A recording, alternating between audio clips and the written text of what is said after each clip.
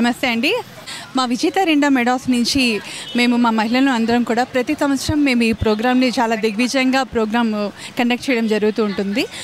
ఈ ప్రోగ్రామ్ ఏంటంటే సమ్మర్లో ఎంతోమంది అంటే నీళ్లు దొరక్క లేదా కొంత ఇబ్బంది ఉంటుంది కాబట్టి సో మేమేంటంటే మజ్జిగ పంపిణీ చేసి మా వంతు సహాయాన్ని చేస్తున్నాము.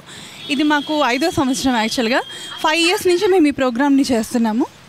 సో మహిళలందరం కూడా మేము ఈ ప్రోగ్రాంలో చాలా ఉత్సాహంగా పాల్గొంటూ ఉంటాము. 3000 నుంచి 4000 మంది వరకు ఈ మజ్జిగ పంపిణీలో పాల్గొని చక్కగా అందరూ తాగడం మాకెంతో సంతోషకరం. ఇలాంటి కార్యక్రమాలు మేము ఎన్నో ముందు చేయాలని మేము కూడా మనస్ఫూర్తిగా ఈ ప్రోగ్రాంలో పాల్గొంటూ ఉంటాము. Thank you. నమస్కారం అండి.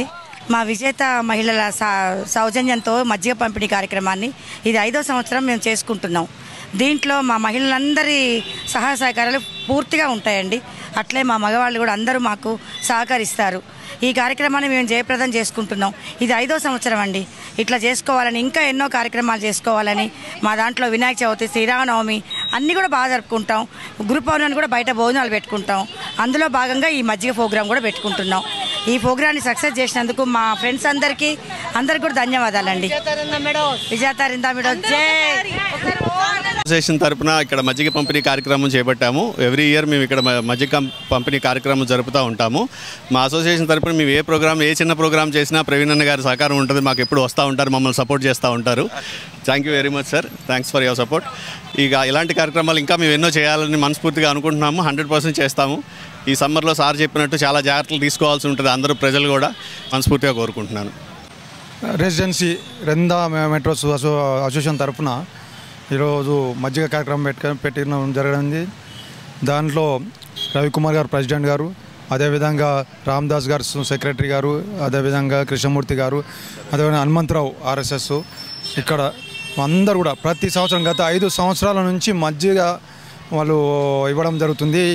ఏదో ఒక రోజు చాలా సంతోషకరం. ఇలాంటి కార్యక్రమాల ద్వారా ఈరోజు మనం చూస్తున్నాం ఈ ఎండలకు ఈరోజు 43-44 degrees ఈరోజు ఎండలు ఉన్నాయి. రోడ్డు మీద ఎంతోమంది వివిధ పనుల మీద బిజీగా తిరుగుతూ ఉంటారు. వాళ్ళకు నీళ్ళు దొరకకపోవడము, వాళ్ళకు ఎండకు ఇబ్బందికరమైన దాంట్లో భాగంగా వారికి అందరు కూడా ఈ విధమైన సేవా కార్యక్రమం చేయడం చాలా సంతోషకరం.